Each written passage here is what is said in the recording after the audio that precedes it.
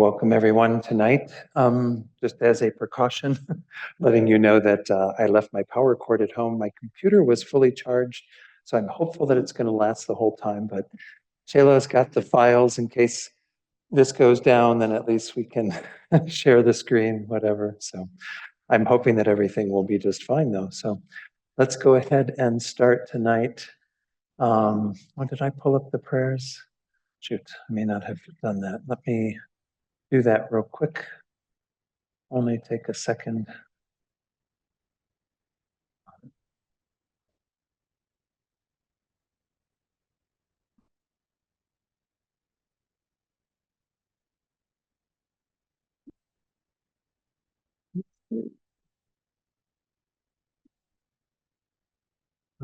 They should be here. There, prayers for teachings. Yay. Okay. All right, so let me go ahead and do my screen share and then we're off and running. All right, so again, tonight we'll do the praise to Shakyamuni Buddha 3 times as we've been doing. To the founder, the endowed transcendent destroyer, the one gone beyond, the foe destroyer, the completely perfected, fully awakened being, perfect in knowledge and in good conduct, Sugata, knower of the world, supreme guide of human beings to be tamed, teacher of gods and human beings, to you, the completely and fully awakened one, the endowed transcendent destroyer, the glorious conqueror, the subduer from the Shakya clan, I prostrate, make offerings, and go for refuge. To the founder, the endowed transcendent destroyer, the one gone beyond, the foe destroyer, the completely perfected, fully awakened being, perfect in knowledge and in good conduct, Sugata, knower of the world, supreme guide of human beings to be tamed, teacher of gods and human beings, to you, the completely and fully awakened one, the endowed transcendent destroyer, the glorious conqueror, the subduer from the Shakya clan, I prostrate, make offerings, and go for refuge. To the founder, the endowed transcendent destroyer, the one gone beyond, the foe destroyer, the completely perfected, fully awakened being, perfect in knowledge and in good conduct, Sugata, knower of the world, supreme guide of human beings to be tamed, teacher of gods and human beings, to you, the completely and fully awakened one, the endowed transcendent destroyer, the glorious conqueror, the subduer from the Shakya clan, I prostrate, make offerings, and go for refuge. We'll do the short mandala offering. This ground, anointed with perfume, strewn with flowers, adorned with Mount Meru, 4 continents, the sun and the moon. I imagine this as a Buddha field and offer it. May all living beings enjoy this pure land. Idam Guru Ratna Mandalakam Niryatayami. And refuge in bodhicitta. I go for refuge until I am enlightened, to the Buddha, the Dharma, and the Supreme Assembly. By the merits I create through listening to the Dharma, may I become a Buddha in order to benefit all sentient beings. Sangye chodam soki choknam la, jangchu bardu dakni kyapsu chi, daki chanyan gipe sanam gi, dola benchir sangye duparsho. Sangye chodam soki choknam la, jangchu bardu dakni kyapsu chi, daki chanyan gipe sanam gi, dola benchir sangye duparsho. Let's do a short meditation to focus the mind a bit and then to set our motivation together. So as usual, spend the first few minutes focusing on the breath in whatever technique you prefer to use. And then I will come in and lead you in a short reflection to set our motivation of bodhicitta for tonight. So let's begin the meditation now.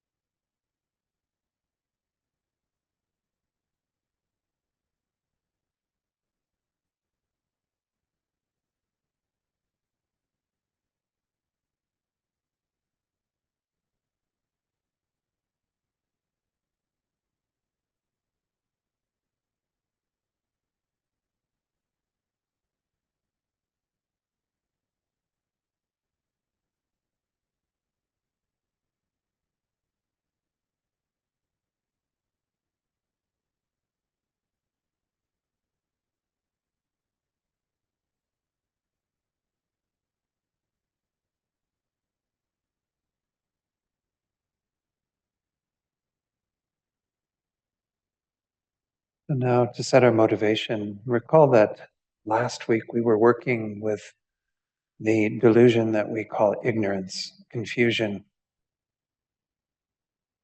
And there are many forms of ignorance, but we were honing in on one of the two main ones, this deeper ignorance that is underneath the surface of all of our actions, essentially. Even our wholesome states of mind are often together with that ignorance. But to generate our motivation, let's recall how the grosser form of ignorance that we also discussed is operative in the minds of so many beings. This is the ignorance of karma, the law of cause and effect. And think about the beings that we can readily see in our world who don't have a knowledge of the karma. So they are going about engaging in various actions, physically, verbally, mentally, that are only going to lead them to unfortunate rebirths and greater suffering. Especially in this human realm now, where they have a human life with so much potential, but they're using that life to only create non-virtue. Very rarely do they create any virtue that would be the cause of their future happiness. So even at this level of this grosser ignorance, we can generate an incredible compassion for beings, seeing how they are the agents of their own suffering, unknowingly creating the causes for what they will have to experience in future lives, even in this life, due to those negative actions.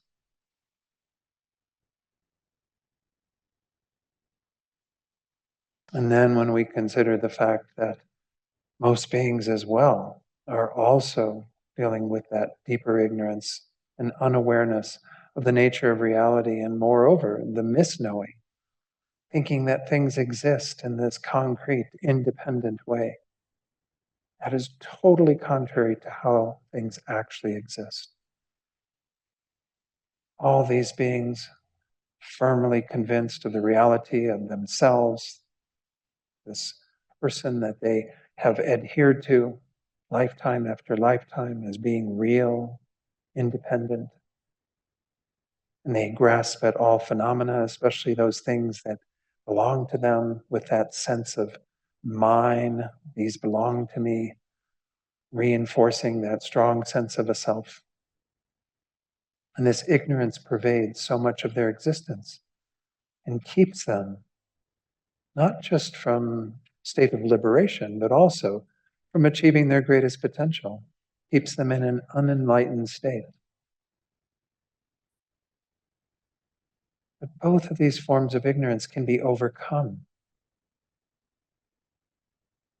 And we ourselves who are gathered here tonight, we have met with the Dharma that gives us the knowledge, the wisdom that will overcome those forms of ignorance. How amazing, how precious. But to use this for our own benefit alone would be disastrous. All these other beings would continue to suffer under the control of their ignorance. So instead, we generate this mind that wishes to develop our own minds, especially the wisdom of emptiness, the wisdom knowing the nature of karma, cause and effect, so that we then can benefit others, developing ourselves completely into the state of Buddhahood, and then being able to work perfectly, spontaneously, and even effortlessly for the benefit of all beings, until they all have attained that state. This is why we are here tonight, continuing our survey of the things that are in our minds that we need to know, so we can then develop deeper knowledge and awareness, and then impart that knowledge to others.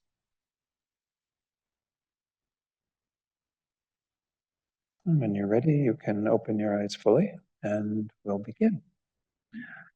Okay, so again, in the last class, as I said in the motivation, we were mainly focusing in on ignorance, in particular, that ignorance of the nature of reality. So I just wanted to check in to see if there were any questions or comments on the basis of what we went through last Wednesday. And we mainly focused on those two techniques, dependent arising that helps us to reaffirm that things do arise, they do exist, but they exist in a dependent manner, not an independent manner. And then the analysis for emptiness, where we did the 4-point analysis, looking at identifying what it is we want to negate, the possibilities if it were to exist in the way that it appears, and then, of course, the 2 possibilities we went into, analyzing for sameness, analyzing for difference. Any questions or comments on that? Because I am going to kind of move on tonight. All right. So again, this kind of general category of ignorance, recall that all of these, what we call the close afflictions, or sometimes proximate or secondary afflictions, there are 6 that fall into the root afflictions, and then there are 20 that fall into these close afflictions, proximate afflictions. And we've been going through them in terms of how they are correlated with the 3 roots. Because even within the 6, there are 3 that are the main poisons of, again, what we've covered: attachment, anger or aversion, and then ignorance. So we can say all of these proximate or close afflictions arise from those 3, either one or more of those. And so I wanted to share the ones that arise from ignorance, because I think it is important that we see the varieties of ways that we actually do have kind of ignorance manifesting in different modes or different kind of ways of affecting us, having an impact on our mind. So again, we're still within, in a sense, the 6 root afflictions, because we're looking at things correlated to ignorance or confusion. But these are the 6 close afflictions derived from confusion or ignorance. And we're going to look at the end next week, probably those that are derived from a combination of the 3 poisons.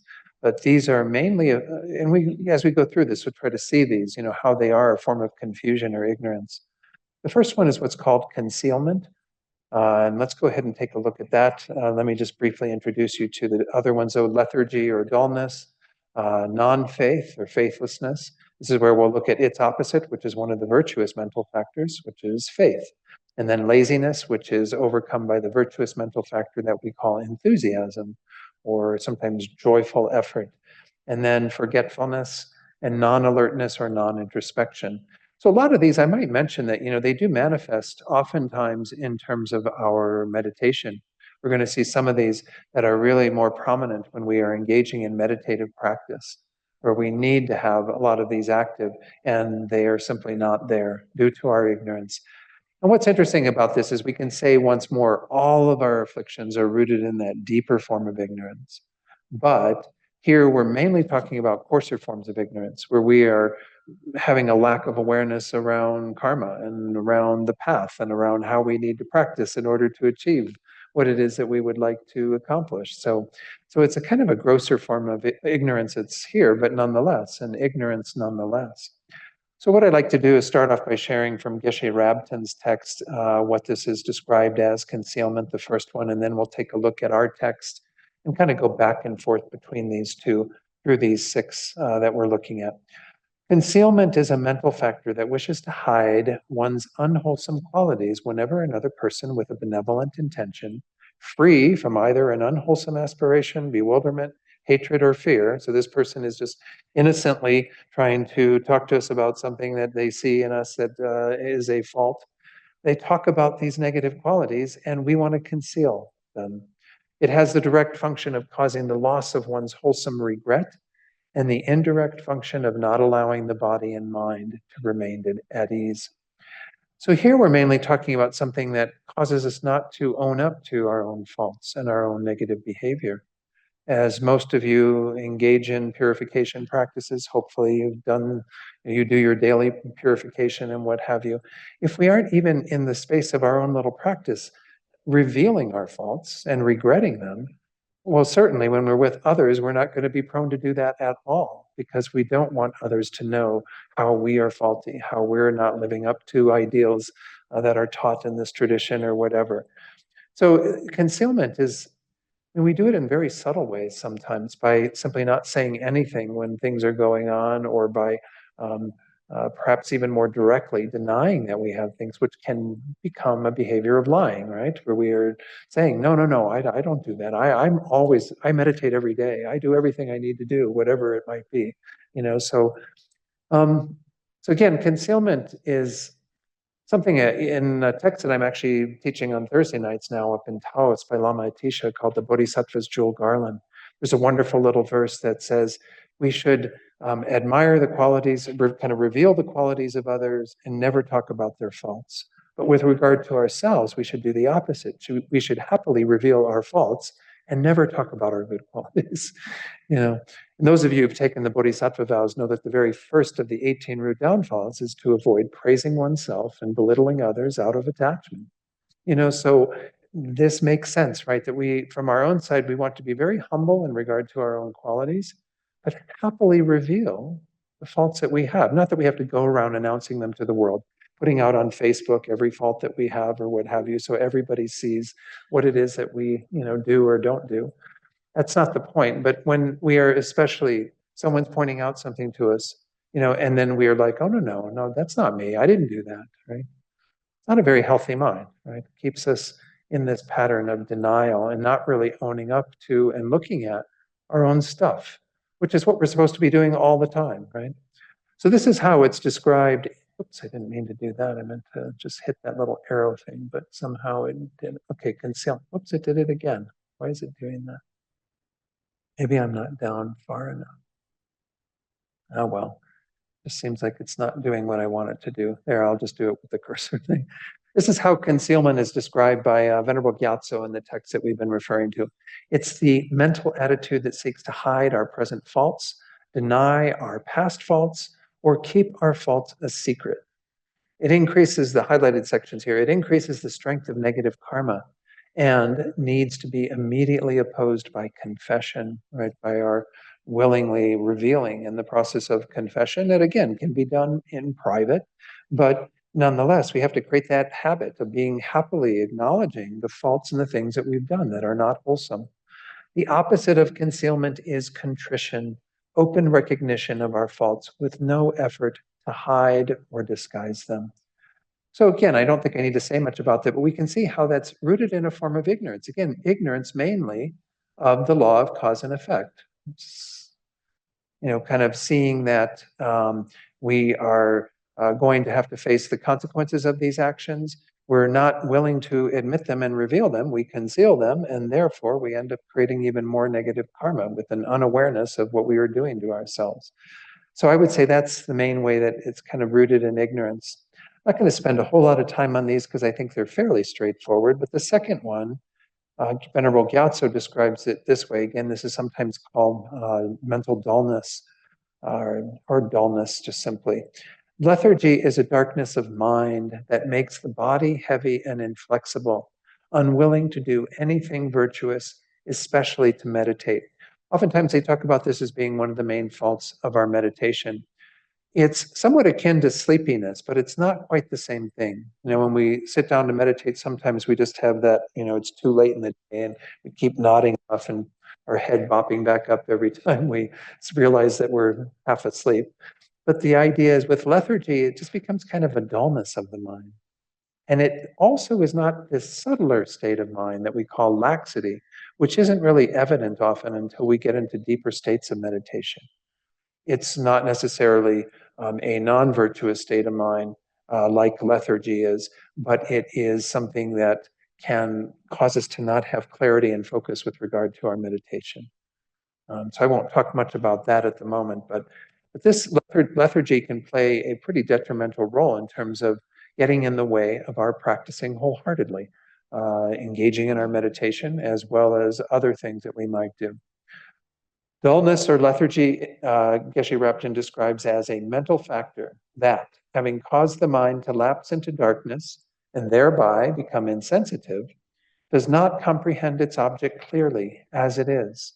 It has the function of making the mind and body heavy and inflexible and of increasing sleepiness and sinking. So it can lead to sleepiness, but it in and of itself is not sleepiness. It is this darkness of mind. Kind of interesting that this is defined as an affliction.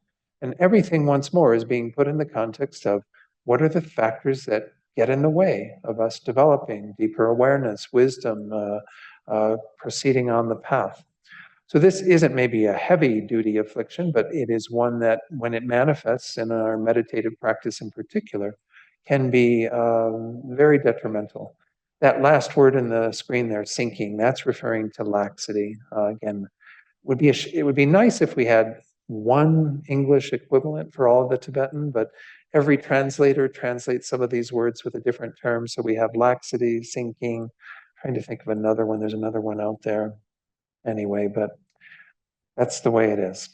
Dullness, he goes on to say, dullness should not be confused with sinking or laxity. The latter only occurs in more advanced states of mental quiescence meditation, what we call calm abiding, and is not necessarily an affliction, as I said earlier. When the body and mind are light and joyful, sinking manifests as a decrease in one's mental energy, somewhat akin to air escaping through a tiny hole in a balloon.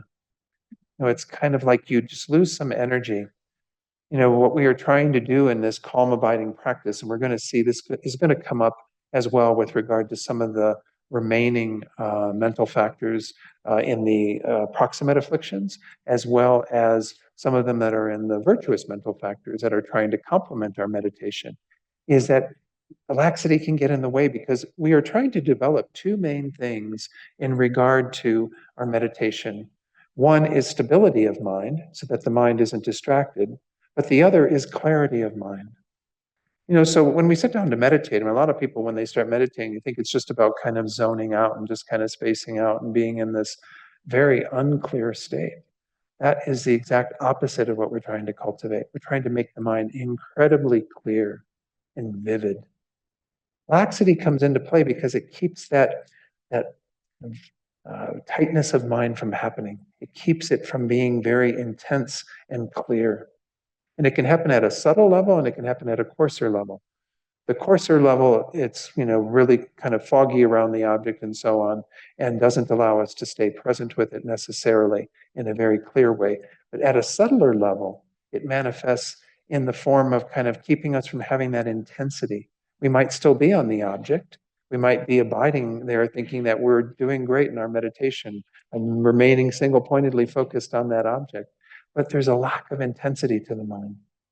And these things start to sound very obscure because we aren't at that level of practice. As was said in that slide, we aren't yet where we would notice laxity or at whatever level, even a coarser level. But we do notice lethargy when our minds get kind of dull and heavy.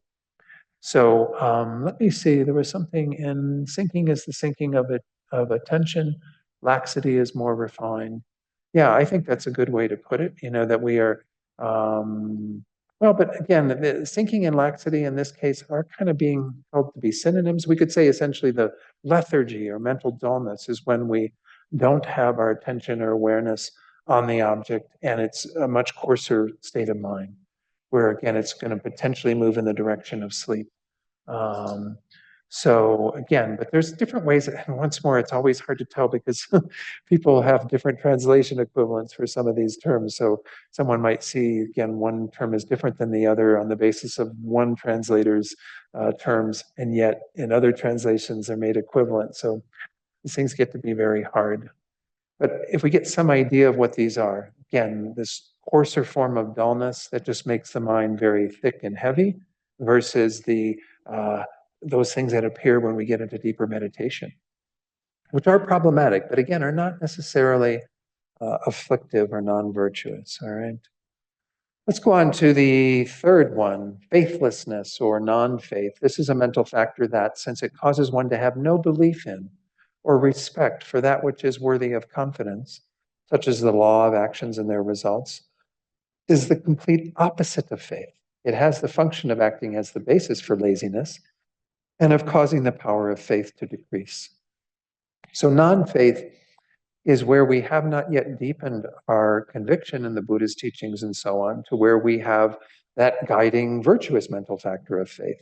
And it can be, again, the opposite of that in terms of us lacking a real, again, regard for the Buddhist teachings. And was pointed out here, and specifically around the law of cause and effect or karma, because once more, that's really one of the most basic teachings we have to gain some confidence in, some faith in order to proceed. If we live our lives thinking, oh, teachings on karma don't matter, or they aren't really relevant, or they aren't even the way they're taught, we don't ever generate that kind of conviction in them, well, then we don't have any faith in the whole mechanism by which we can affect some change. Faithlessness or non-faith is what destroys our virtue, essentially. It keeps us from going in a straight direction and the way the Buddha intended us to adopt the teachings and move forward. So once more, if we look at how it's rooted in ignorance, it's because we are not fully convinced of the reality of things that the Buddha taught. We still are dealing with some level of unawareness with regard to them. We might have some idea of karma, but we're not yet there in terms of fully adopting it. So faith is often said to be kind of the root of a lot of our virtue, because if we don't and have that conviction, then we go astray. We make decisions and have behavior that is not in line with all of that. Let me go back to our text to look at um, faithlessness, and then we'll go back because I do want to show you what faith is. Whoops, did it again. So non-faith there in the center of the screen is the opposite of admiring faith, aspiring faith, and the faith of conviction. These are the three types of faith. We'll look at them in a minute. When hearing about things which are correct, such as karmic cause and effect, rebirth, and enlightenment, non-faith has no appreciation for the meaning of the words and thinks it is all nonsense.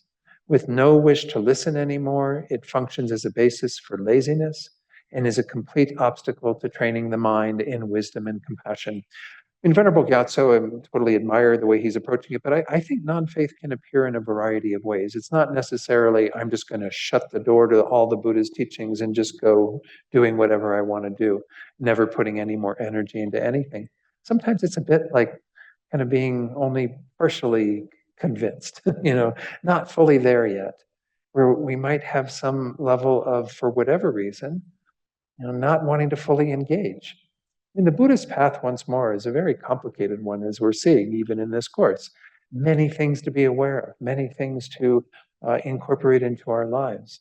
And so there's nothing wrong with us continuing that process.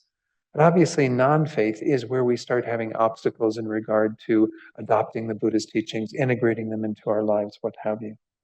So that's, again, what would define it more as an affliction or an obstacle, is where it actually is keeping us from being wholeheartedly involved in our practice. So let's take a look at faith, because I think it is important. We've got one little quote here yet on non-faith. In addition, non-faith makes one disbelieve, disrespect, and have no desire for that which is positive, thus severing the roots of any wholesome development. So again, this can be acting at a variety of levels, but hopefully we can avoid it getting to that level where we just aren't fully engaged. Faith is the first of the 11 virtuous mental factors. Recall, I've been going back to some of them where they are applicable as the opposing force to the affliction that we're looking at. So let's look at how the Dalai Lama and Venerable Chodron describe faith, and sometimes it's called confidence or trust. It's like kind of interesting. Venerable Rabino often points out how the word confidence in the Latin roots means with faith, fide, confide. So essentially, it's the same term, just in different language, but confidence perhaps speaks more to our Western language, as opposed to faith sometimes has other connotations to it. So it's confidence in such things as the law of karma and its effects, and the three jewels, Buddha, Dharma, and Sangha. It produces a joyous state of mind, free from the turmoil of the root and the auxiliary or secondary afflictions, and is the basis for generating the aspiration to develop new constructive qualities and enhancing virtuous aspirations already generated.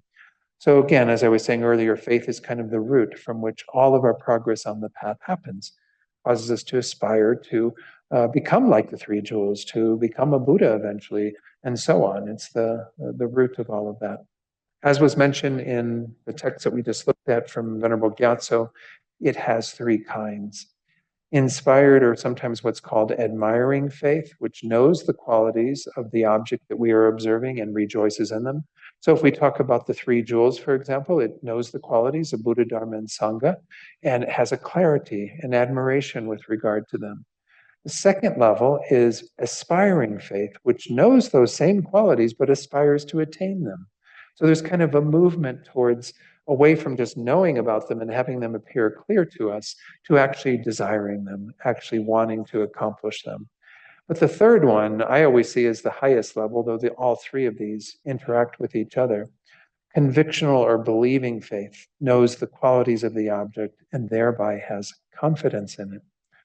I might mention there's a really wonderful book. At least I enjoyed it a lot. I don't know. I mean, my own experience is not always everyone else's, but Sharon Salzberg, who many of you know, Buddhist practitioner, mainly from the Insight Meditation Society, but she's had Tibetan teachers. And in this book, it's very biographical. It's called Faith, Trusting Your Deepest Experience. And it goes through her own progression through different levels of faith. She gives them slightly different names, but they are very much akin to what we're talking about here. And oftentimes our paths do begin with some level of this kind of admiring faith, where we see, maybe we go to see the Dalai Lama or something, and then you come away kind of feeling someone's like, what have I just witnessed? It touches you in a very profound way. And you begin to get some clarity about this is kind of what I think would be really nice to have in my life. Then as you investigate the Buddhist teachings, you move more towards that aspiring faith where you go, I want to do what I can do to become like that. So I can be like the Dalai Lama. It becomes a motivating factor.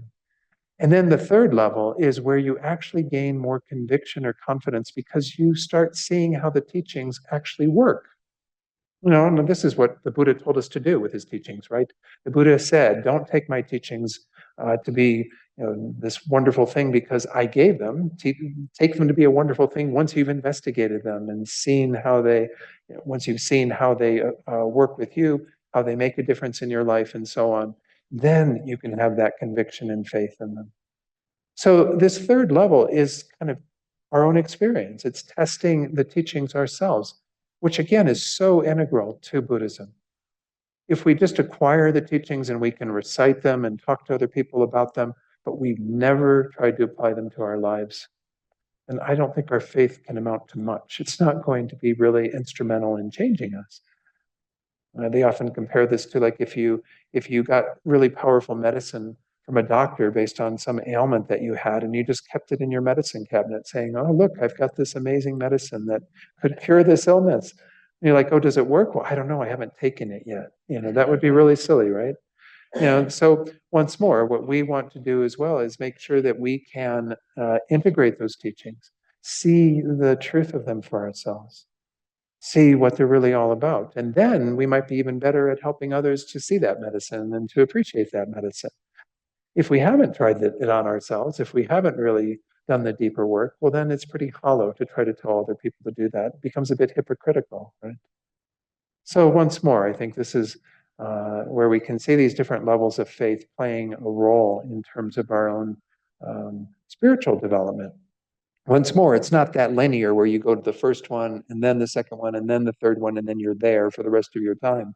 They do often feed back into each other. As we gain more conviction, we have a deeper admiration. We have, therefore, a greater aspiration to do what we're doing and so on.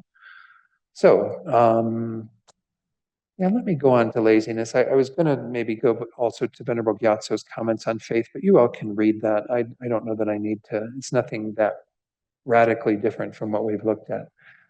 Laziness. So we're back to, again, these close afflictions that are derived from ignorance and confusion.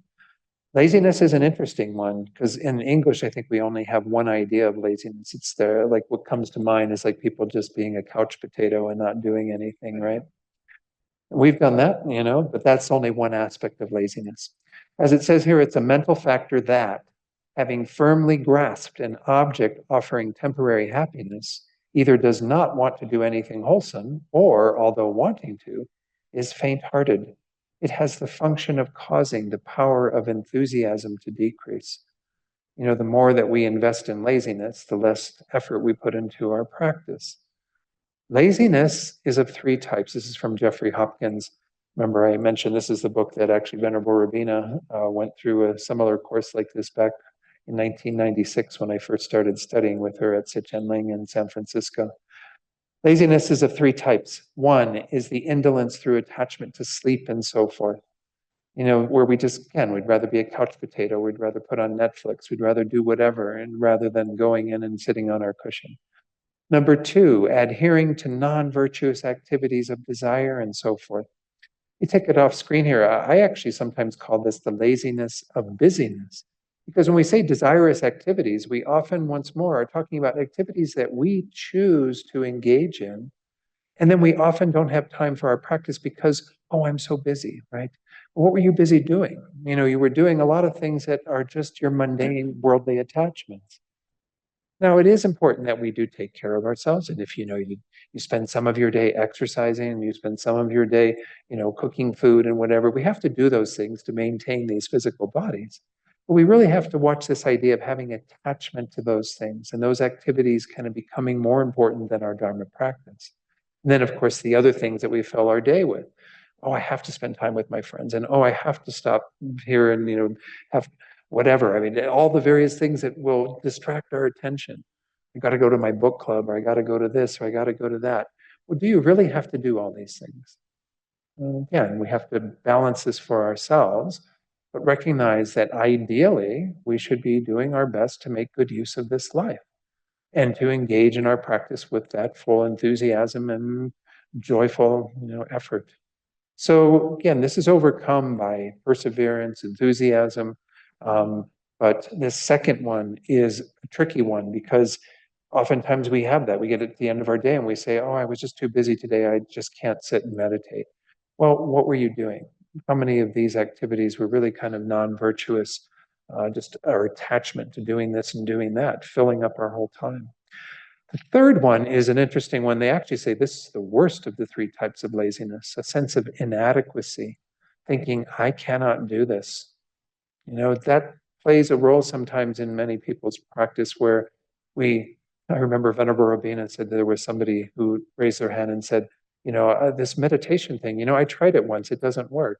Well, trying things once, meditation, is not enough time, right? And if you get defeated right at the beginning, thinking, I can't even focus my mind for a minute, when you're first starting to meditate, well, a minute is a long time when you're first starting to meditate, right?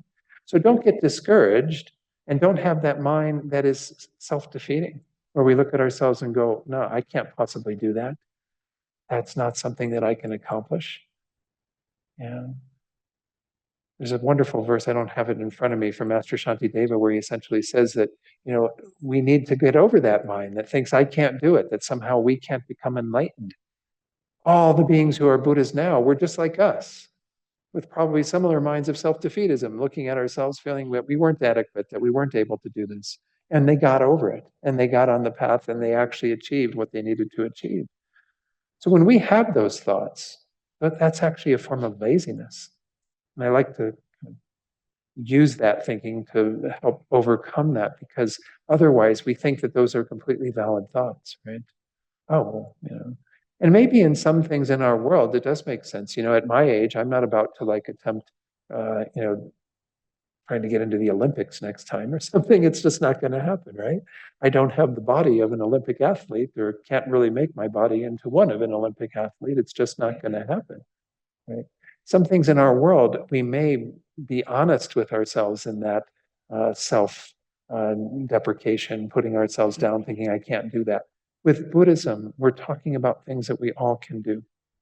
Just takes effort, just takes time, just takes repeated practice, continuity, day in and day out, doing what we need to do to keep advancing forward and to not get overcome by, patterns of laziness and so on. So, laziness, moreover, acts as a basis for the degeneration of wholesome tendencies already amassed, as well as for the prevention of any fresh production of virtue.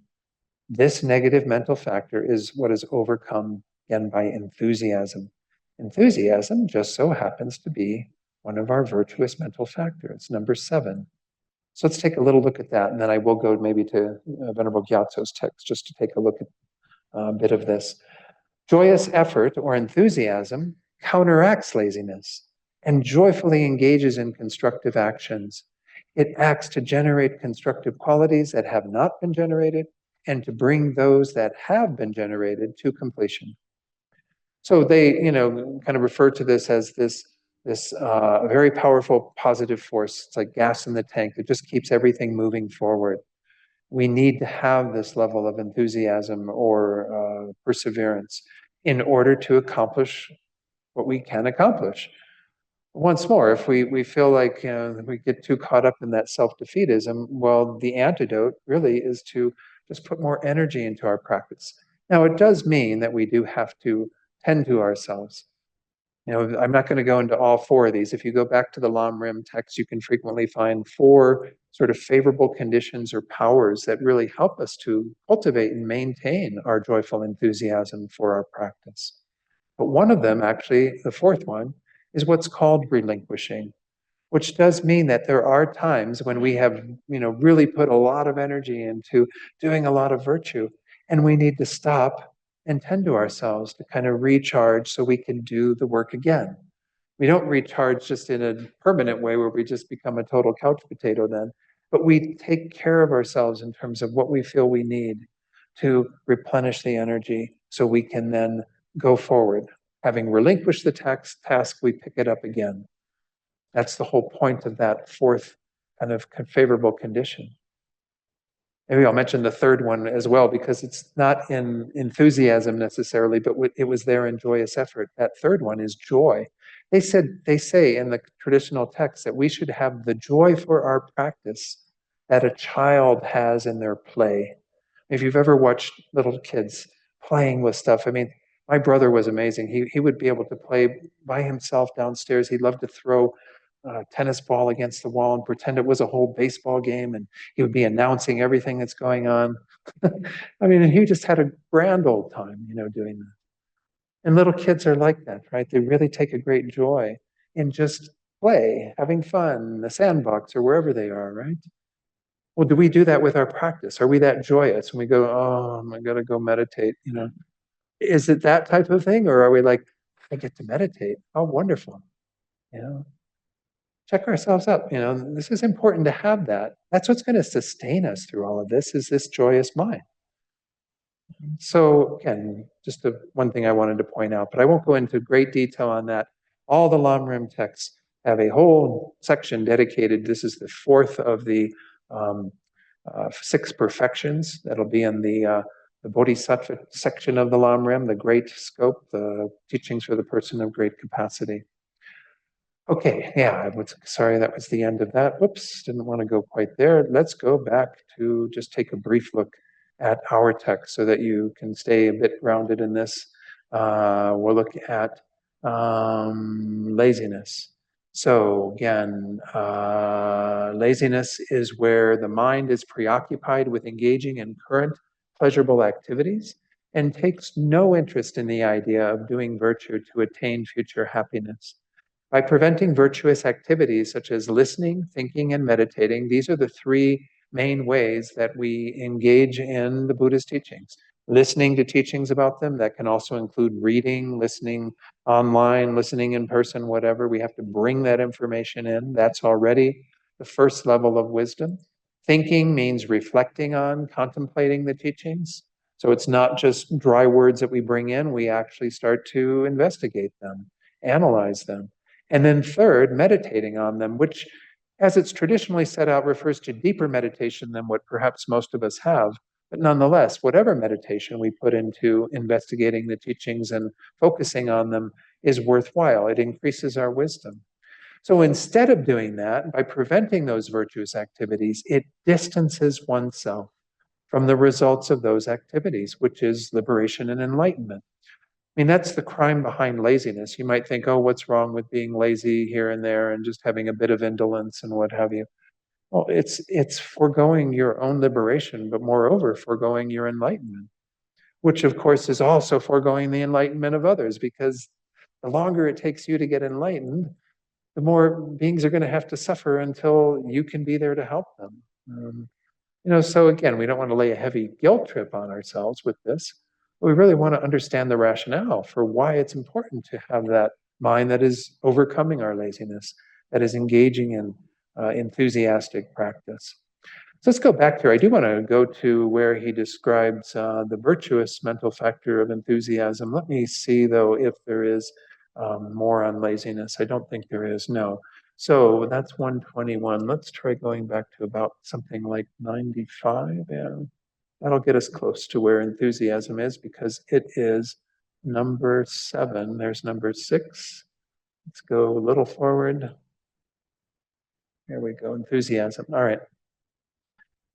Venerable Gyatso describes it this way: enthusiasm is the attitude of taking delight in doing virtue. It opposes laziness by getting us on our feet to engage in and complete wholesome activities. Laziness here is when we know that the result of wholesome activity is worthwhile and attainable, but we're reluctant to pursue it. This prevents our entering into and attaining spiritual goals. It supports our mental afflictions, and we create little virtue and much non-virtue. And he talks about the 3 there. He talks about the types of enthusiasm. It's actually found here. Yeah, I didn't need to even direct you to a Lamrim text. Here are these the first 4 powerful conditions are aspiration, determination. You'll see joy next, or delight. And then the last one is rest or relinquishment. Again, you can find those and investigate that for yourself, but those are the ways that we overcome our laziness. Let's go back to where we were to look at the next one, which is forgetfulness. And we're not just talking about like forgetting your keys or something, or your glasses somewhere. We're talking about a forgetfulness in our practice. It doesn't refer to, again, forgetting names and phone numbers. It is a negative mind that forgets virtuous things with which one has previously been acquainted. This leads to remembering non-virtuous things. In this way, it serves as a basis for generating distraction and other afflictions. So again, forgetfulness here, I mean, we might see it as the opposite of mindfulness, but remember, mindfulness is one of our object ascertaining mental factors. Mindfulness, when we discussed it, remember, we're not saying it's necessarily virtuous. In a lot of Buddhist practice, you hear mindfulness being thrown around like it's the greatest thing since sliced bread, right? And that if you aren't mindful, then you're non-virtuous, and if you are mindful, you are virtuous. Well, to some degree, this is true, and if you are mindful of what is virtue, then you will be virtuous. But if you're mindful of non-virtue, which you also need mindfulness to be non-virtuous, then you darn near aren't creating any virtue at all. You're only going to create non-virtue. So once more, mindfulness itself is not the direct opposite of forgetfulness, because forgetfulness here is a non-virtuous mind. It keeps us from maintaining that awareness of how we want to be in the world, or what we want to be doing in our meditation, or what have you. And it's really an important one. Master Shantideva talks a lot about the importance of maintaining an awareness of what we are doing. This is really our job throughout our day. There's that wonderful verse from the 8 verses that says, it's the 3rd one: vigilant, the moment a delusion appears in my mind, endangering myself and others, I shall confront and avert it without delay. And look at what we've been mainly focused on in this course are our delusions. The minute that a delusion arises, when we begin to see it coming into the mind, that's the moment when we need to confront and avert it without delay. Well, you're not going to do that if you don't have this kind of staying present with everything, being aware of everything. You're going to become forgetful and just kind of go, oh, yeah. I just go off, following these non-virtuous states of mind, what have you. We lack that mindful awareness of what we are supposed to be engaging in that is virtuous. And instead, we follow the afflictions. This is an important one, one that, again, does play a role, not just in our meditation, where we are trying to maintain our awareness, our mindfulness, and avoid the forgetfulness of the object of meditation, but even in our daily life, when we're going about trying to put the Buddhist teachings into effect in our lives. The work we do on the cushion is really only part of the work. And it's the minimal part of the work for most of us, because we're probably not spending that much time on a cushion compared to all the rest of our day, right? Most of our day, we're out and about, interacting with people, doing things, what have you, and we need to be really attentive to our minds at that time and not forget what we are supposed to be practicing. The next one that we have on our list actually comes into play as well in regard to this. It's the other factor, not just losing our mindfulness and our awareness of practicing virtue, but moreover, being inattentive, not having introspection. I'm going to talk about introspection in a minute, but let's read what is said here. It's often called non-alertness as well. It's a mental factor that, being an afflicted state of intelligence, which has made no or only a rough analysis, is not fully aware of the conduct of one's body, speech, and mind, and thus causes one to enter a state of careless indifference. It has the function of causing the power of our intelligence to decline and the negative actions of body, speech, and mind to increase. These two kind of act in tandem. I kind of have, oftentimes, I would imagine they're both present. We have a forgetfulness that is not staying aware of what it is we're supposed to be engaging, and we aren't attending to things and being more introspective in regard to what's going on with our minds. Kind of everything becomes very cloudy. Now, what is introspection? Because I often hear this referred to as non-introspection more often than I do inattentiveness or non-alertness. Introspection, they often refer to that as like a spy in the corner of our minds. And in our meditation, it's very important, especially as we are training our minds to be present and not forget the object of meditation. So if you're meditating on the breath, and I give the instruction, try to keep your awareness with the breath. And whenever you see that the mind has wandered, then bring the mind back to the breath. That's what introspection does, is it notices when we have lost the awareness of the object. It notices when we are going in a different direction. It notices when we are getting ready to say something mean or cruel to somebody. It notices when the anger is going to arise. So we have kind of these two playing a very close role. And that's why mindfulness and introspection, kind of their opposites to some degree, are taught together frequently. Master Shantideva uses the example of like mindfulness is like the rope that ties the elephant to the stake. And then introspection is kind of like the goad that keeps the elephant from trying to wander away. It kind of notices when there's something happening that is not quite in line with it and keeps the elephant kind of moving in the direction that we want it to, the elephant of our minds, if you will. It's an example that's often used for our minds to refer to our minds as being like an elephant, because elephants can cause a lot of damage. We hear about this occasionally in the news. We don't see it as much because obviously we're not in places where elephants roam wild, but in India, they do roam wild. And herds of elephants can destroy a village, in seconds. So again, our minds are equally destructible in terms of the destruction we can cause to others and so on, as well as to ourselves.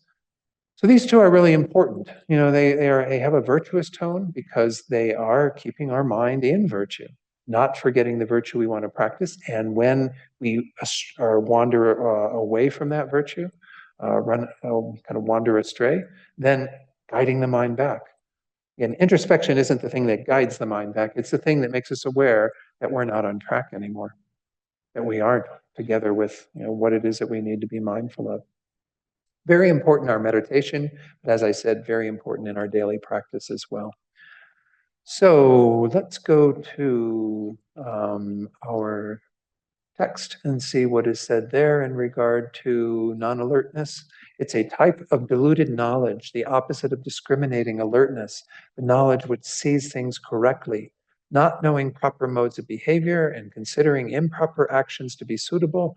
Non-alertness is a careless indifference that leads us to engaging in physical, verbal, and mental actions of non-virtue. So I was describing it in meditation, but in our daily life, it keeps us unaware of what we're doing, where we go back and we follow our habitual patterns, kind of our default modes, if you will. And this is what's the biggest problem, I suppose, with training our minds, this whole course where we're trying to get to know our minds, is that we have to make concerted effort day in and day out to keep moving the mind in that direction, to have greater and greater control over our minds, greater and greater ability to follow the Buddha's teachings. And so it does take some greater awareness that we bring not just to our meditation cushion, though that's an important part of our practice, because that's where we develop the skills and abilities that we want to take off the cushion. I often talk about how like having a lack of mindfulness and introspection when we're off the cushion is kind of like we spend all of our time on the cushion trying to get the wild horses into the corral. That's what it feels like sometimes in my meditation. All these wild horses of thoughts and things, and I want to just get them into the corral so they can just stop wandering around a bit, not be so crazy and out of control. I know it sounds a little different than what we often talk about, just letting the wild horses go their own way or what have you, but this is just an analogy. So if we're spending all of our time kind of getting our mind very focused, controlled, mindful, and then we get up off the cushion and we leave the gates open to the corral, well, then the wild horses just go off again, right? And we've got all those wild horses to contend with, and the thoughts are running again, and everything's all happening, and we don't really make any progress because we spend time trying to get it controlled on the cushion, but then when we get up off the cushion, we don't care about it. So we see that these two they do have both that flavor of a bit of carelessness. The only way we're going to make a concerted uh, advancing in our practice is by being attentive throughout our day as well. While you're on the cushion, you're not engaging in too much non-virtue, hopefully. Hopefully you're trying to keep your mind aware of what it is you're meditating on. And if you're investigating Lam topics, it's all very virtuous and wholesome.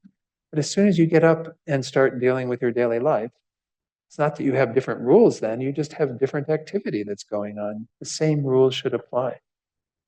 So again, this is something all the great masters of the past have encouraged us to do, is to think about what we do off the cushion equally as much as what we do on the cushion. And because what we do off the cushion is more of our time generally, unless we're in meditation retreat or something, well, then we really have to attend to that.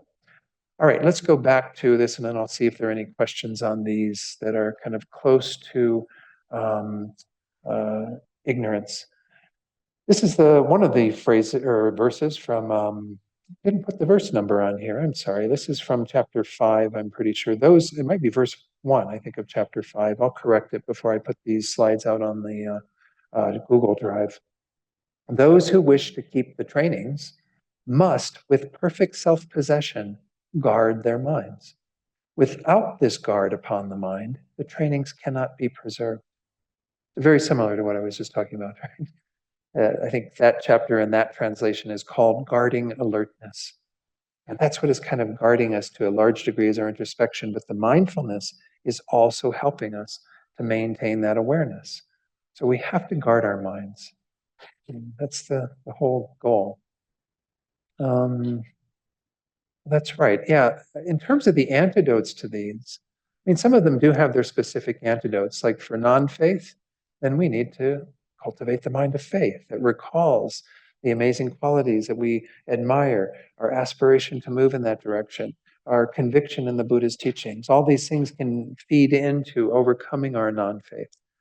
And for laziness, having some enthusiasm for our practice, really feeling again the joy, the delight in our practice. If we need to relinquish things, we do, but we essentially make sure we have a kind of steadfastness and commitment to what we're doing. But all of these are a product of ignorance, so we can overcome them to some degree by meditating on the antidote, which is, once more, to hold an awareness of how things actually are. And as I said, most of these, as I assess them, are related to other forms of ignorance than the deeper one. Certainly, anytime we have an affliction arising, it's rooted in the ignorance, misconceiving the I, misconceiving things to exist inherently. But sometimes that might not be as effective in overcoming those secondary delusions. We might need to really examine it. Because so many of these, as we saw, were about our not having full conviction in karma. I think it takes a lot, from my own experience, maybe my own still lack of some 100% conviction in it, to really get to that point where we are so mindful and aware of the law of cause and effect at all times that it's as if we're walking in a minefield.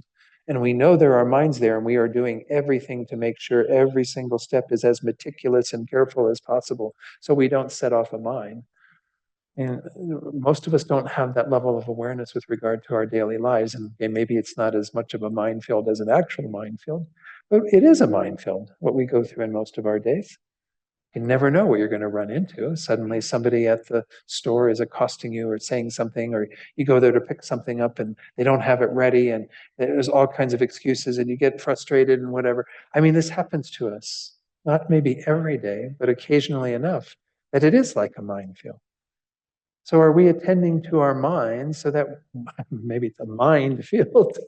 I just got that. Anyway, it's not how I was meaning it. I meant a mind field where we would step on mines, but it's a mind field maybe too. It's where our minds are going to get in trouble if we don't guard our training and we don't make sure that we're going to be able to apply these teachings in the best way with whatever it is that we meet.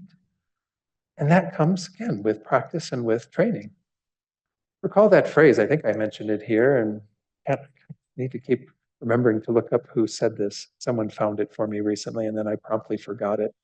But there's that wonderful phrase that we don't rise to the level of our aspiration, we fall to the level of our training. And that's so appropriate for Buddhism, right? We might have this aspiration and we feel so good when we get up off our cushion. I'm going to be so peaceful and unperturbed by everyone that I meet and anything that I encounter. And we get up off the cushion and we see how that aspiration just fails us, when we don't have the training behind it. The training is how you actually accomplish the ability to do what the aspiration is telling you want to do, or encouraging you to be. The aspiration is wonderful, don't get me wrong, but we're not going to rise to the level of our aspiration without the training, without tending to our minds.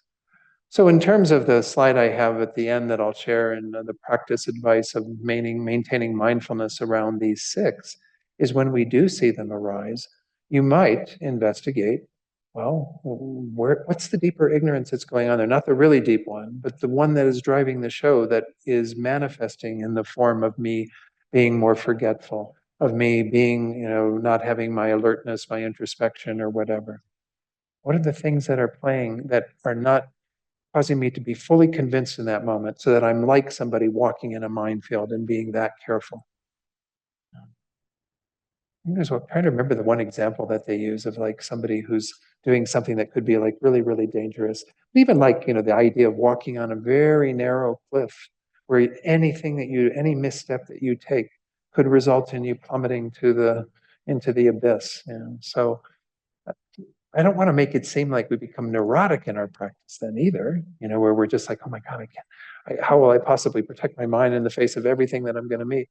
You just do the best you can and make sure that you have the impetus to do better the next time you meet with something. That's why I always encourage, I'm sorry, I'm getting into more of like a little preachy mode tonight, but I always encourage people, even when you do your purification practice at the end of the day, hopefully most of you are doing that, all of you are doing that, but it's good to maybe spend a minute or two meditating on those situations that you encountered that day where you did step in it, where you did do something that you've regretted. Okay, I used some pretty harsh speech with that person. I really regret that. Well, don't just say, I regret it, I purify it, and go to bed.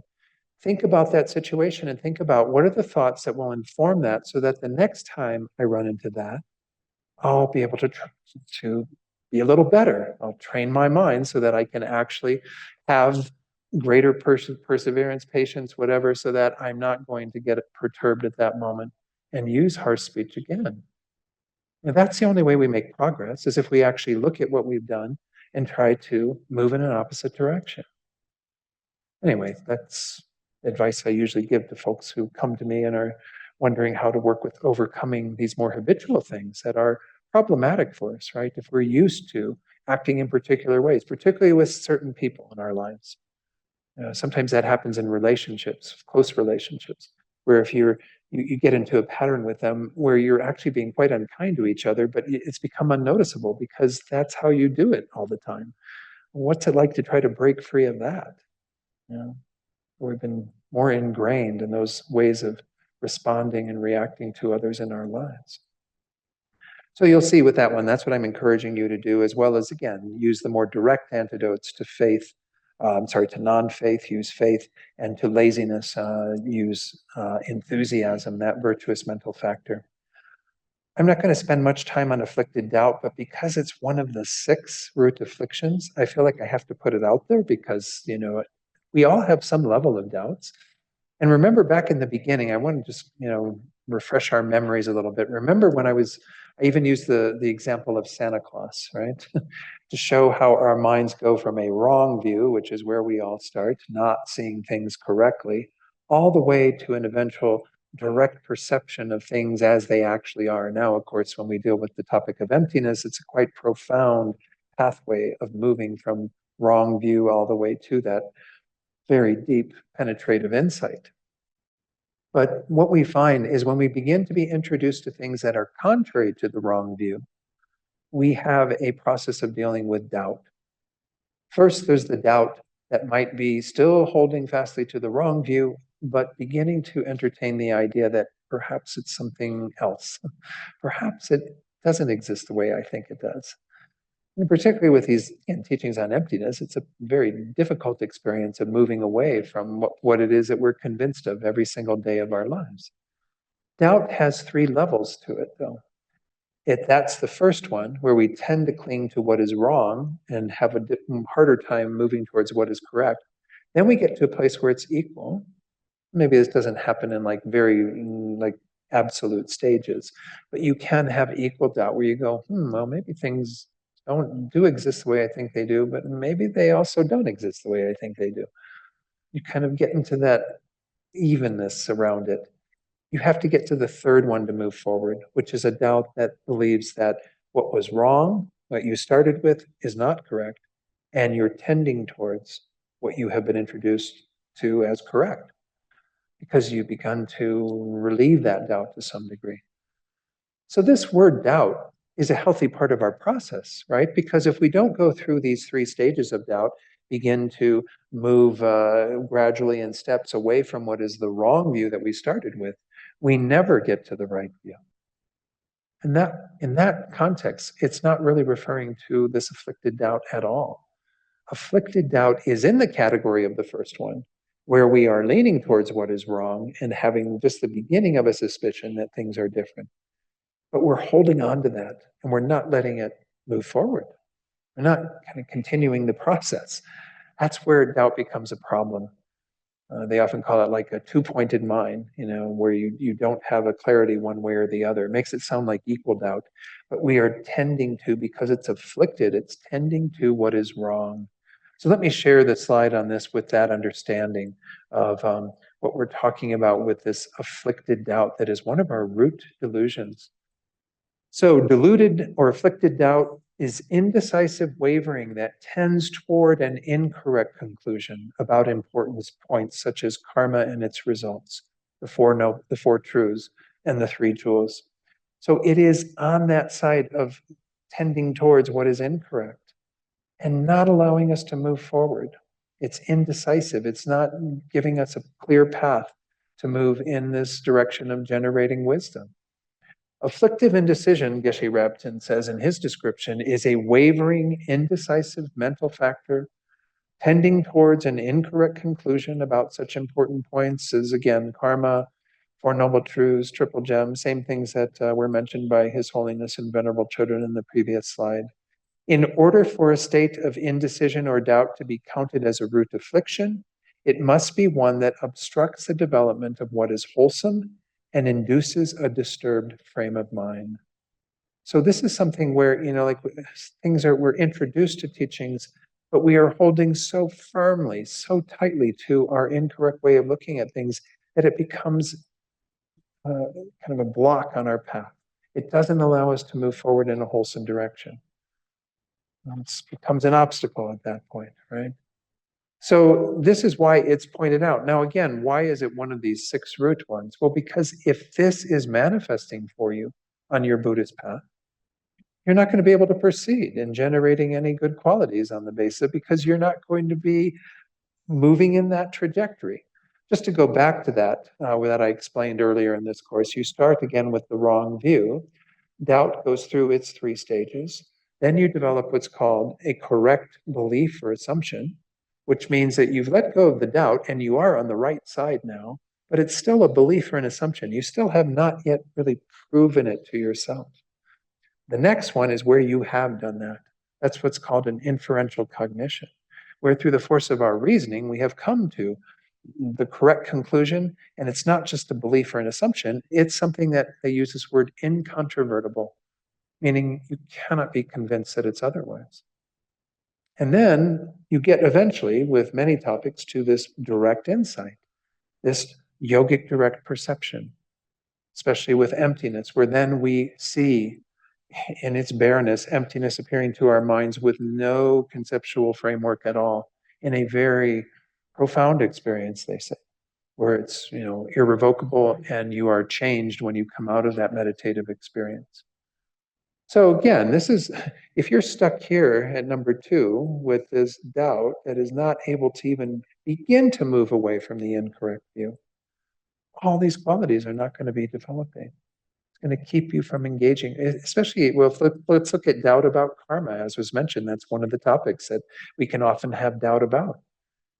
And it might be understandable that we'll have that doubt because, once more, as I say every time I teach on karma, I cannot prove karma to you. When something's going on in your life, and even most skillful teachers, they might be able to say, well, it could be this thing ripening for you. But for it to have somebody say to you, Lou, what's happening because you're experiencing this in your life is 18 lifetimes ago, you did this action and da da da da. Now this is the ripening result of that action. A Buddha can say that. A Buddha has that knowledge. That's the only beings that have the detailed knowledge of the intricacies of the workings of karma. But we can get an idea of karma and understand the logic of karma and begin to develop our mind in this trajectory and actually get to where we are correctly assuming the existence of karma, going on to have some inferential understanding, even though it can't be proven in a direct way where I can show you what you did. We can come to some inference in regard to the law of cause and effect. We may not be able to get to anything beyond that until we're way further down the path. But if you get stuck here where you can't move away from your view that things arise causelessly, that there's no logic to why beings have particular experiences, or that you think that there's a creator God, a divine creator who is pulling the strings, who is causing you to have these particular things going on in your life. If you hold on to a wrong view and aren't willing to entertain the doubt to move away from it, you can't really engage in the teachings the Buddha gave on karma in terms of changing your behavior, because you don't have the conviction that that's going to make a difference at all. It doesn't have any power to it because you haven't moved in that direction. You see what I mean by why this is an important one is because if you do have it manifesting in your mind and in your life, it's going to be a huge obstacle. So I'm going to talk a little bit about overcoming that doubt and what we need to do to move in the direction of having that doubt be calmed. Also, afflicted indecision only occurs when the object of doubt is something, the acceptance of which is crucial and valuable to one's spiritual development, such as the triple gem, for example. It does not include indecision about trivial, mundane topics. So maybe, you can't move away from your mind that's holding to a wrong view about climate change, So, if you firmly believe in your heart that climate change doesn't exist, I mean, you might have behavior on the basis of that could be unwholesome, but nonetheless, it's not as critical as understanding the law of cause and effect and beginning to overcome our doubts there, or the 3 jewels, or the 4 noble truths, or all the things that the Buddha taught. So once more, it goes back to the fact that everything that is being set out in these 51 mental factors that we're exploring in this course is around our spiritual practice. So afflicted doubt is when our doubt becomes an obstacle to moving forward spiritually. So let me talk a little bit about the antidotes that we can practice in regard to this. I think that's the next screen. Oh, wait, one more, I'm sorry. Indecision prevents us from gaining any firm certainty about a particular point and thus creates a weak, vacillating mind that is not a sound basis for a practice of Dharma, or at least for a wholehearted practice of Dharma. We might be able to do some things, but we don't have that energy behind it because the mind's still clouded with doubt. To overcome it, we have to probe the object of our doubt with intelligent discrimination based on sound reasoning. Through applying ourselves in this way, we shall be able to reach a one-pointed state of conviction free from any hesitation or wavering. So that is on this slide pointing towards what we have to do to overcome our doubts. It means we have to study more. We have to investigate more. We have to actually find the teachings that will help us to overcome that. That's the very first obstacle I'm going to encourage you to work on in regard to any doubts you might have. Listen, reflect, and meditate. Remember, these are the 3 things we just talked about earlier. There were what are called the 3 types of wisdom. The wisdom that arises from listening, reading, and so on. the wisdom that arises when we reflect on what we have heard or read, and then the meditation on those topics that produces a deeper wisdom over time. So, for example, if you have afflicted doubt about the existence or operation of karma, you might resolve that doubt on your own by reading the teachings and Lamrim texts on that subject, or listening to teachings on that topic, and then contemplating and meditating upon what was presented. Once more, everything in the Lamrim is presented as meditation topics. Lama Zopa Rinpoche, when he was teaching at the Light of the Path retreat, the very first one in 2009, I think it was, he said the Lam Rim is the real meditation. I mean, everything that we need to meditate on is in the Lam Rim. I got Ty excited saying that. Ty recalls that from his prior life. The Lam Rim is the real meditation. The Lam Rim is how we actually go about engaging in what the Buddha taught and integrating it into our lives. So if you have doubts about any of the teachings, you can find something in the Lam Rim in regard to them. You can find things about karma, find things about the three jewels, certainly the Four Noble Truths, bodhicitta, emptiness, whatever, all of them are there. So again, this is just pointing us that we can often resolve our doubts ourselves by finding the topics that we have some doubt about and investigating them. Now, for beginning students who have doubts about some of the teachings, I'm very generous in giving people like this idea of you have a shelf, you can put things on the shelf. If karma sounds too, difficult to get your head around right now, put it on the shelf, put rebirth on the shelf, put whatever you want on the shelf. But I do tell them that if you find that you're putting all the teachings on the shelf, well, then maybe Buddhism isn't your path. But nonetheless, I do feel like there are certain teachings, absolutely, that we will need some time to digest. So I wouldn't want people to just throw the teachings out right from the get-go. But for us, most of us in this course, I think, have been around for a while. We've been investigating the teachings. We need to overcome what doubts we have, because if we see particularly that we're engaging in behavior that is contrary to what the Buddha is teaching, then we must have some doubts that are driving that. And that may be a part of it. There may be other things as well, as we saw earlier, but really investigate. Do I have that conviction in the law of cause and effect in karma? Am I really living my life according to that? Am I making decisions about what I say and do on the basis of those teachings? So again, this is something to spend our own time on our own investigating, but I also feel that it is important that we rely on others and discuss our doubts with someone with greater knowledge than yourself, and then reflect or meditate on what was discerned from that discussion.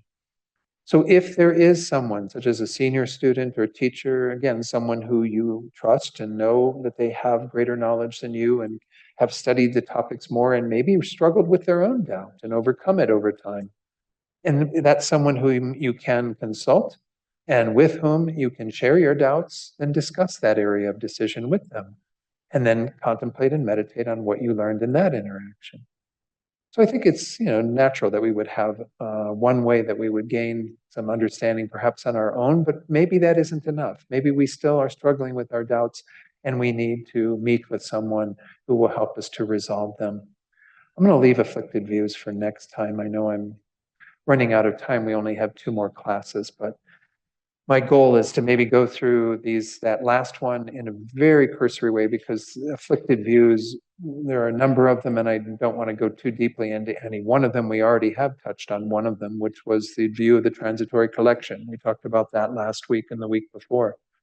But anyway, I will cover that, and then I will try to cover the remaining little bits of the virtues and the afflictions, and that'll be it. I'll have 2 classes, I think, to cover all of that. I don't think it's really too challenging, but so I do want to open it up to see if there are questions or comments from tonight. Again, we talked about these 6 clear or close or proximate afflictions that come from ignorance, confusion, and then we talked a bit about afflicted doubt. Anything anyone wanted to bring up or ask about? If you're online and you have a question or comment, please put your little raise hand icon up and we will call on you. And if you're in the Gompa, just put your hand up and Lou will bring the microphone. And nothing tonight.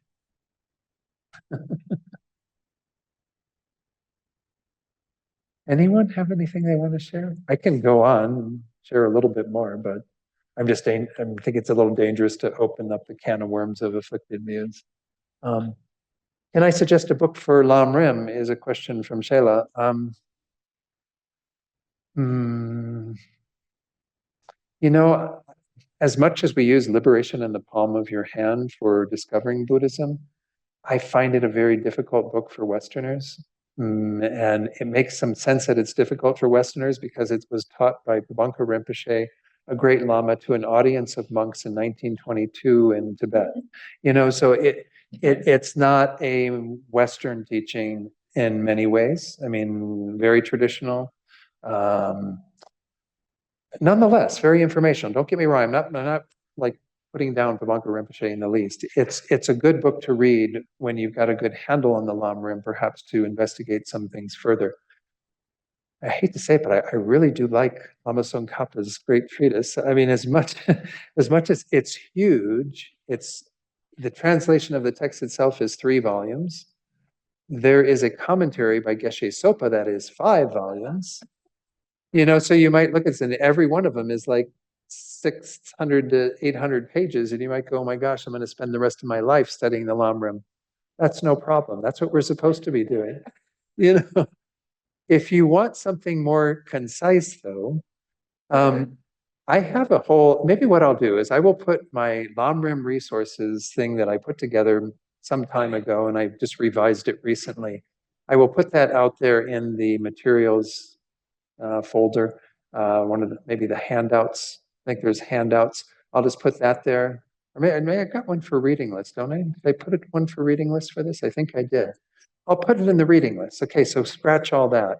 It will be there in the reading list. I'll make sure that I do that. I've got 2 things in to do. Work on this little file and get that there, the slides from tonight, and then also the Lam Rim reading list. If you're looking for something, though, that is really quite concise, that was also helping you to get into meditation on these topics, there's a wonderful new book that Kathleen McDonald just published, Meditation on the Stages of the Path. And it's really quite nice. I mean, she's known for having written How to Meditate, which is kind of our beginning meditation manual for this organization. She's put together one that is fairly thick. I don't know how many pages, 300-400 pages maybe.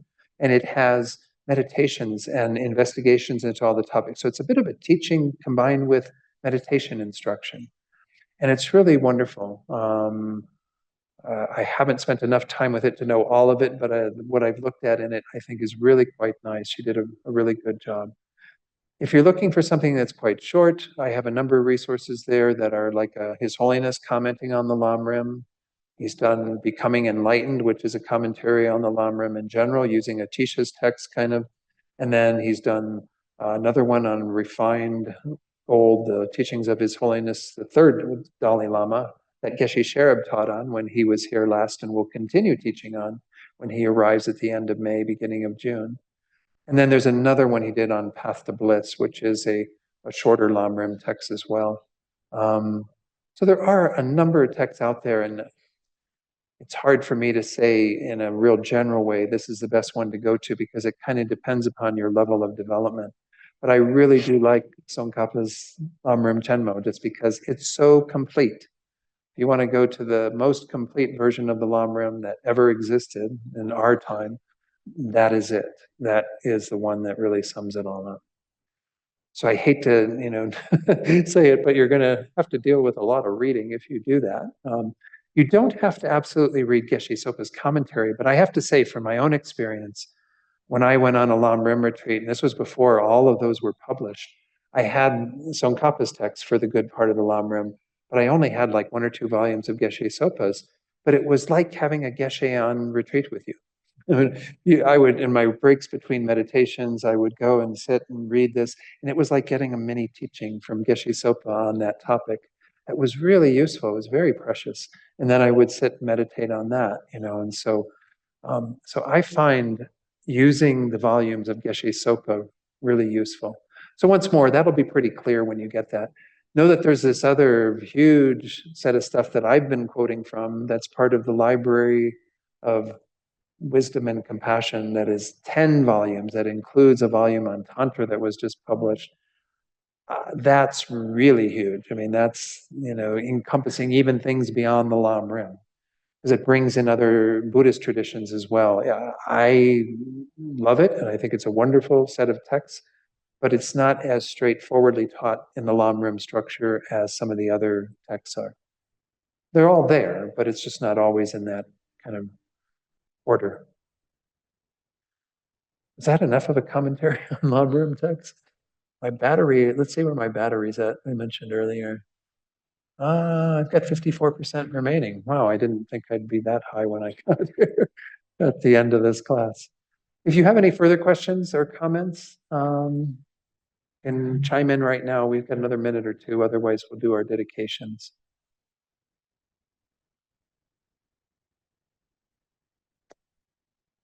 I might. Oh, someone has their hand up. Is there a hand up? Where? I'm not. Oh, where? Maybe it's in the chat.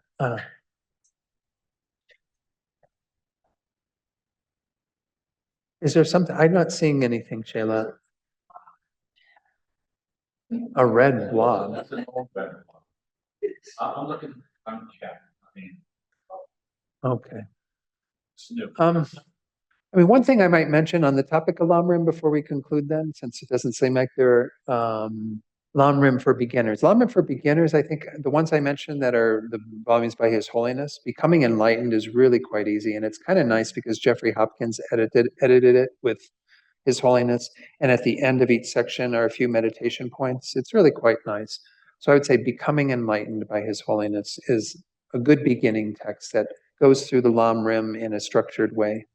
Yeah, Lorna, did you want to? Yeah, I just put in the chat that I have the Lam Rim Chen Mo. It's on Kappa. And Yes. also I found the daily meditations on Lam Rim by Lama Zopa Rinpoche and Lama Yeshe. Lama Yeshe really helpful. And I did it every morning for 2 years. I just repeated the same thing and I got a lot out of it. It was a great introduction. Thank you for bringing that up. That is on my list in the first section about meditation tools to help us with the Lam Rim. It's a Lam Rim year, 365 meditations that you can go through in the course of a year. You can start it whenever and then just go forward day by day, meditating on each of them. They're really quite nice. But what I want to say real quickly is that know that FPMT also has a basic program course. Basic program is the next level covering Buddhism. And the basic program has a course on the middle length treatise of Lama Tsongkhapa, which is shorter and a little more concise in places, but still really wonderful to study. And I don't know when TNL will be offering it. One of my jobs that I'm moving into shortly is to work with our region as being an education coordinator and to try to work with collaborative programming so that we can offer more of this type of programming to a larger audience so that people can all partake of the teachings and not have still some connection to various centers, but also an awareness of the larger FPMT and what is all offered at that level. So that is a course that does take some time to go through, but it's very meticulous in going through the Lam Rim using Tsongkhapa's middle length treatise, which is published in English now as a separate volume. So it's 1 versus 3. That's also in this reading list. So know that you'll see that as well. So, okay, I better stop talking. Let me put the prayers on the screen and we will dedicate and go home. Okay, so let's do the dedication prayer that's on the screen now. Due to the merits of these virtuous actions, may we quickly attain the state of a Guru Buddha and lead all living beings without exception into that enlightened state. And then the second prayer about bodhicitta. And this is the mind that will really help us to accelerate our development all the way to enlightenment. So may it continue to grow and develop and never decline in the least.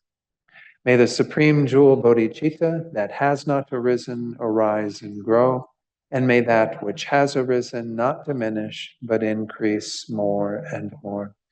And as we recite the prayer for His Holiness's holy wishes to be fulfilled, think that we're also praying for his good health, his long life, and the same for all of our other teachers who are still with us in this life.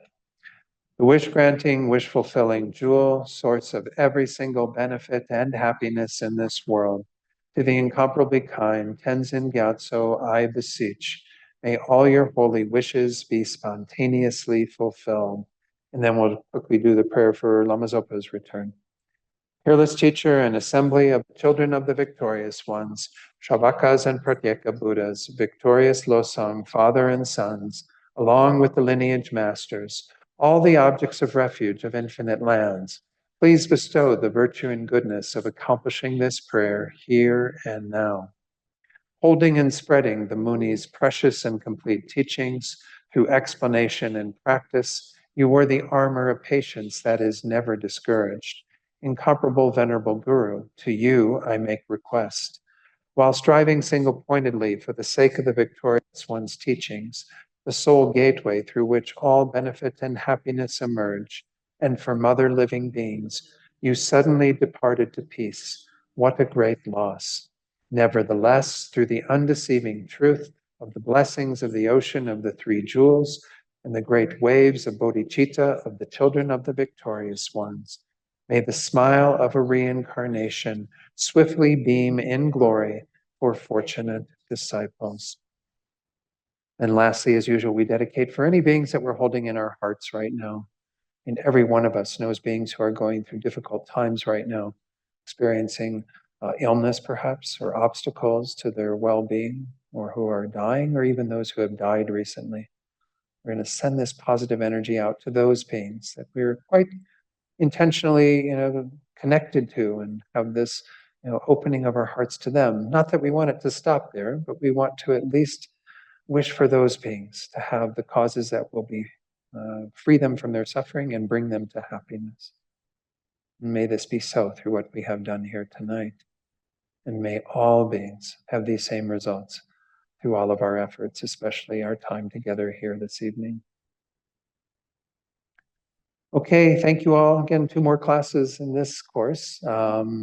And the reading, I'll put it on the screen real quickly, but it's just to kind of carry on moving forward with the remaining little bits. If you haven't done the reading on some of the things that we talked about tonight or that we're going into next week, then certainly you can do that. But essentially, we're going to go into, again, the close afflictions that are derived from a combination of the 3 poisons, and then the 11 virtuous mental factors. Those are the plan for as we move into the last bit of this. The mindfulness exercises I mentioned, these close afflictions, try to develop an antidote to them. Note the arising, whoops, I think I duplicated that. Sorry, I duplicated that. This is the one, this will be number 2 when you get the final slides. Take note of any afflicted doubt that you might have in regard to any teachings of the Buddha and apply either of the antidotes that we talked about, which again, I don't need to go through again. All right, everyone. Sorry to squeeze that in at the end, but be well. And I will see you again next Wednesday. Thank you, Shayla, for your help online and everyone for being there. Appreciate it. Okay, and I'll bring my cord next week so I can have my camera on here. All right, bye-bye. Thank you.